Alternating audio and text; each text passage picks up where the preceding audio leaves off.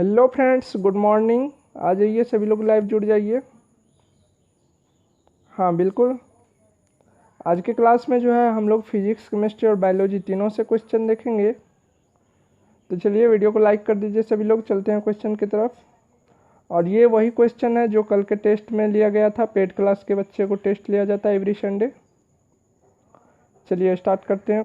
पहला क्वेश्चन है, वायु में प्रकाश की चाल 3 × 10⁸ मीटर पर सेकेंड है, तो 1.5 अपवर्तनांक वाले माध्यम में प्रकाश की चाल होगी।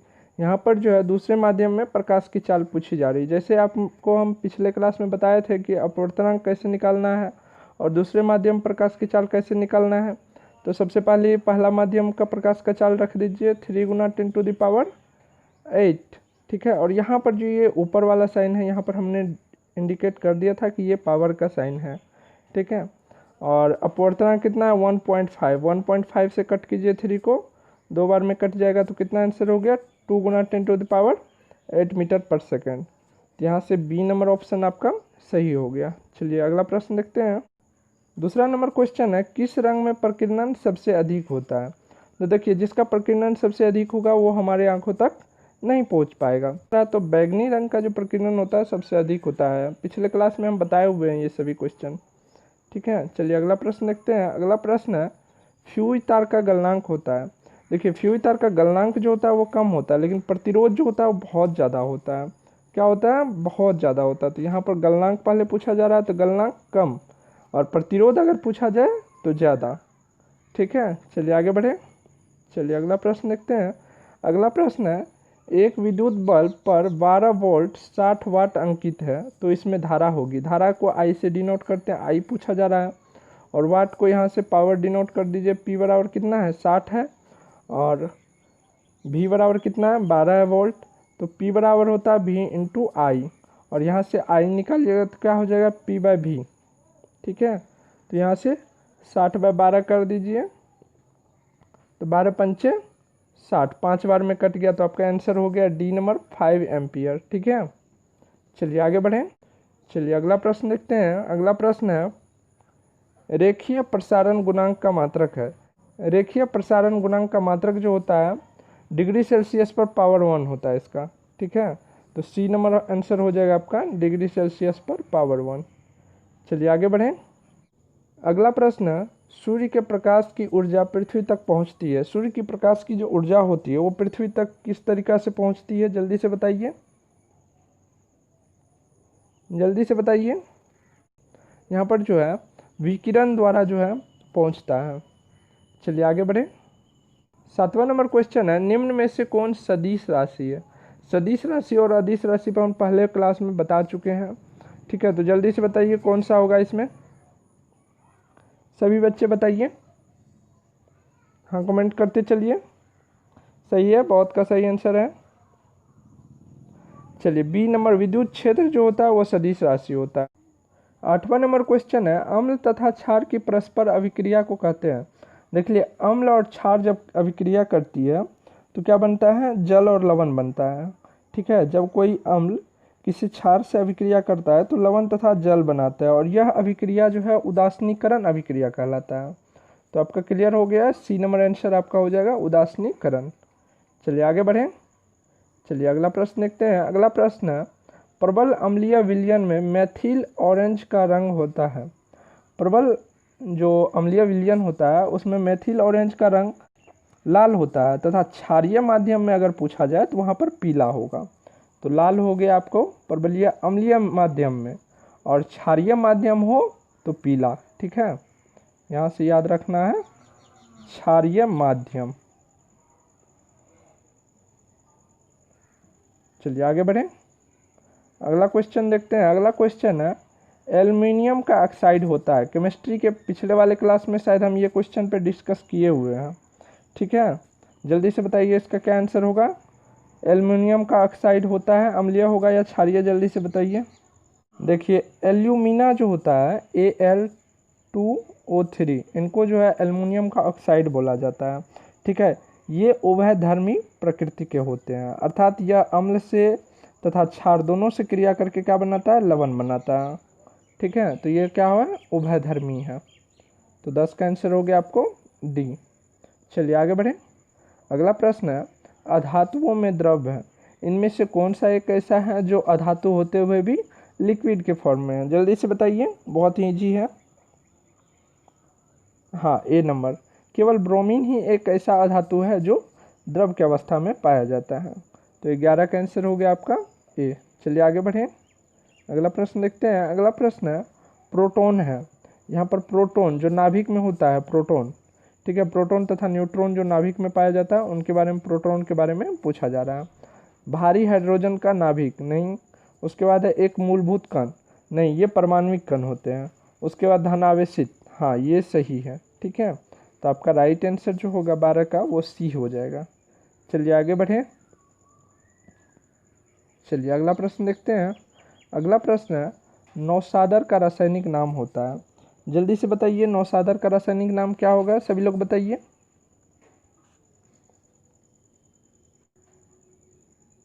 देखिए नौसादर का रासायनिक नाम जो है वो अमोनियम क्लोराइड है, NH4Cl, ठीक है, क्या है, NH4Cl, अमोनियम क्लोराइड। तो ए नंबर ऑप्शन हो जाएगा आपका। और बी नंबर में भी सेम है, तो ए बी आप कुछ भी मार सकते हैं, लेकिन एग्जाम में आपको सेम नहीं रहेगा, ठीक है। यहाँ पर टाइपिंग में थोड़ा मिसिंग हो गया है। चलिए आगे बढ़े। चलिए अगला प्रश्न देखते हैं। अगला प्रश्न है, आधुनिक आवर्त सारणी किस पर आधारित है? आधुनिक यानी कि मॉडर्न पीरियडिक टेबल जो है किस पर डिपेंड है? एटॉमिक वेट पर, या एटॉमिक नंबर पर, या द्रव्यमान संख्या पर? जल्दी से बताइए किस पर है,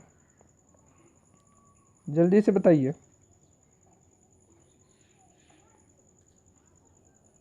मॉडर्न पीरियडिक टेबल जो है वो एटॉमिक नंबर पर डिपेंड है, ठीक है, यानी कि परमाणु संख्या पर डिपेंड है।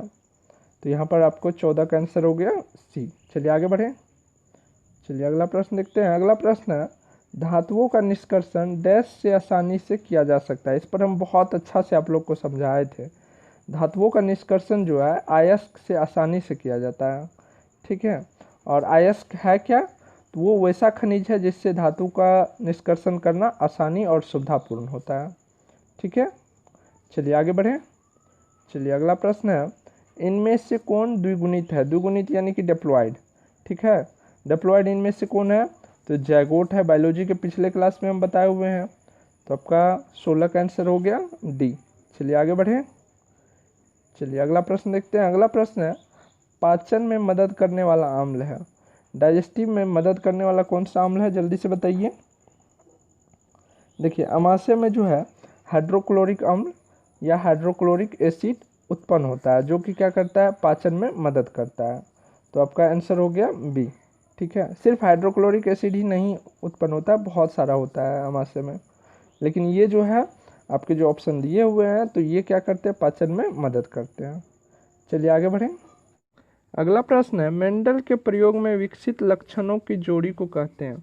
देखिए मेंडल के प्रयोग में जो विकसित लक्षणों की जोड़ी था, जैसे टी और स्मॉल टी होता है, जो दो जीन कैरेक्टर अपना दिखाते हैं, जो पार्ट ऑफ क्रोमोसोम होता है, उसे क्या बोलते हैं? एलील बोलते हैं, ठीक है। तो आपका 18 का आंसर हो गया डी। चलिए आगे बढ़ें। अगला क्वेश्चन देखते हैं। अगला क्वेश्चन है, बच्चों में मंगोलिज्म या डाउन सिंड्रोम होने का क्या कारण है? यहाँ पर जो है मंगोलिज्म और डाउन सिंड्रोम होने का कारण है ट्राइसोमी डिसऑर्डर, ठीक है। तो 19 का आंसर हो गया आपको सी। चलिए आगे बढ़ें। अगला प्रश्न देखते हैं।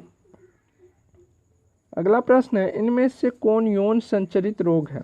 पिछले क्लास में हम बताए हुए हैं कि इनमें से जो है गनोरिया, यूरेथ्राइटिस, एड्स, ये सभी क्या है? यौन संचरित रोग है। तो आपके आंसर हो जाएंगे डी ऑल, ठीक है। चलिए आगे बढ़ें। अगला प्रश्न है, भारत में परिवार नियोजन कार्यक्रम कब आरंभ हुआ? देखिए इस क्वेश्चन को लेकर के जो है बहुत ज़्यादा कन्फ्यूजन रहता है स्टूडेंट में, क्योंकि आप जो है एनसीईआरटी को पढ़ते नहीं हैं, चले जाते लूसेंट इधर उधर नेट पे देखने। नेट जो है सारी जानकारी वो नहीं देता है, और वहाँ पे कौन जानकारी देता है? हमारे आपके जैसे ही आदमी वहाँ पर जानकारी दिए रखता है।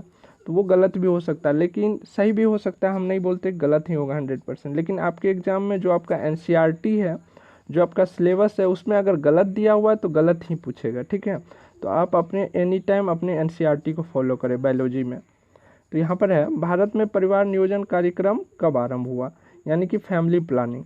तो भारत में परिवार नियोजन कार्यक्रम जो है 1951 में स्टार्ट हुआ अकॉर्डिंग टू एनसीईआरटी। ठीक है, क्या हो नहीं हो वो हम नहीं जानते, एनसीईआरटी में जो है वही हम सही मानेंगे, उनको ही हम एग्जाम में लिखेंगे और एग्जामिनर सही करेगा उसको। ठीक है, चलिए आगे बढ़ें। चलिए अगला प्रश्न देखते हैं। अगला प्रश्न है डीएनए से एमआरएनए बनने की क्रिया को कहते हैं। जल्दी से बताइए क्या होगा, हम बताए हुए हैं इस क्वेश्चन को बहुत ही अच्छा से।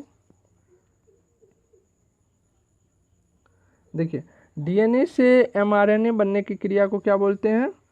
ट्रांसक्रिप्शन बोलते हैं। ठीक है, ट्रांसक्रिप्शन। तो 23 का आंसर हो गया बी। चलिए 24 नंबर क्वेश्चन देखते हैं। 24 नंबर क्वेश्चन है एमआरएनए का निर्माण कहाँ होता है? जल्दी से बताइए, तो जल्दी से बताइए एमआरएनए का निर्माण कहाँ होता है?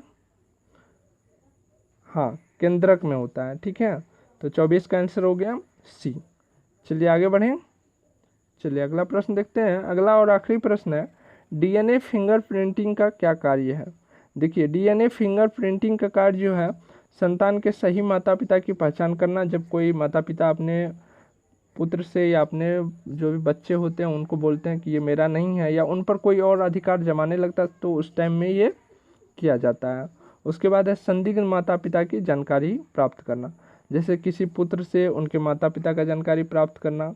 ठीक है, और उसके बाद है फोरेंसिक प्रयोगशाला में भी इसका प्रयोग किया जाता है अपराधी को पकड़ने के लिए। तो यहाँ पर डी नंबर ऑप्शन हो जाएगा आपको ऑल। ठीक है, तो 25 का आंसर हो गया ऑल। तो फ्रेंड्स, ये सारे क्वेश्चन जितने भी थे हम टेस्ट में लिए थे, और ऐसे ही क्वेश्चन एवरी संडे टेस्ट में लेते रहते हैं। तो जिन लोगों को टेस्ट ज्वाइन करनी हो आप ज्वाइन कर सकते हो। ठीक है, तो आज के लिए बस इतना ही, मिलते हैं नेक्स्ट क्लास में।